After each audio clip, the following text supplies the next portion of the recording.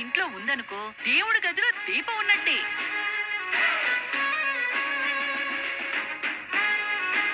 ఇది cake cutting పార్టీలా లేదు, కోరికలు చెప్పుకునే పార్టీలా ఉంది. అందుకే దీన్ని ఇక్కడితో ఫుల్ స్టాప్ పెడుతున్నాను బావా. కేక్ కట్ చేస్తుంది. ఈ కేక్ ని స్వయంగా నా చేతులతోనే నేను డెకరేట్ చేశాను.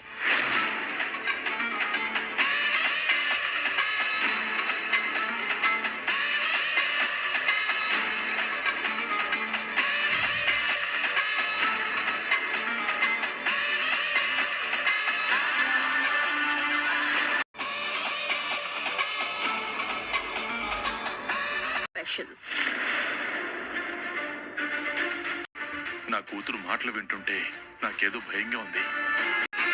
చూద్దాం మావయ్య.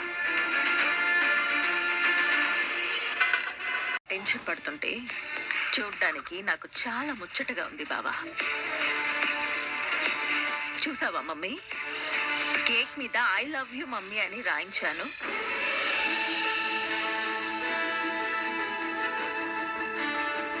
నీ మీద ఇప్పుడు నువ్వు హ్యాపీగా ఉన్నావు కదా, అయితే కేక్ కట్ చేయి.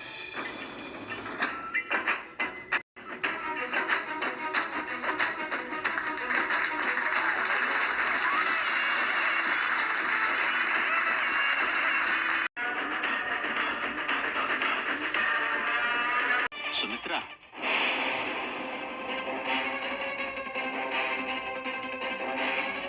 ఏంటండి? ముందు దీపకు పెట్టు.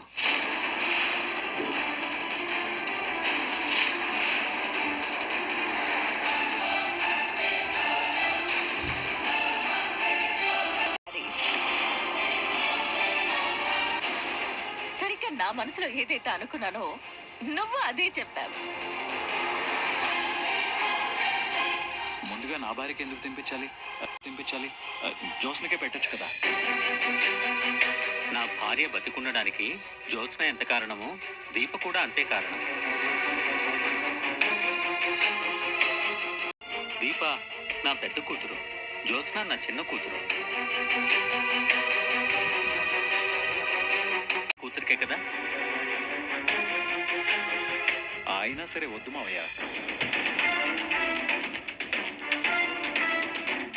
బావా, ఇలాంటి అవకాశం మళ్ళీ వస్తుందో లేదో వాళ్ళే అడుగుతున్నారు కదా. సరే అని బావా.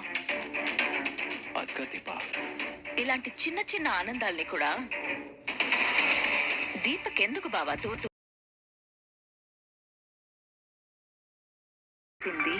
మామూలు పాయిజన్ కాదు బావా. కేక్ తిన్న 10 సెకండ్లలోనే దీప చస్తుంది. నువ్వు నిజం బయటికి చెప్పుకోలేక, లోపల దాచుకోలేక, అసలు ఇందులో విషం ఉందో లేదో తెలియక లోపలే భయంతో చచ్చిపోతుంటే నాకు భలే సరదాగా ఉంది. మమ్మీ తినిపించు.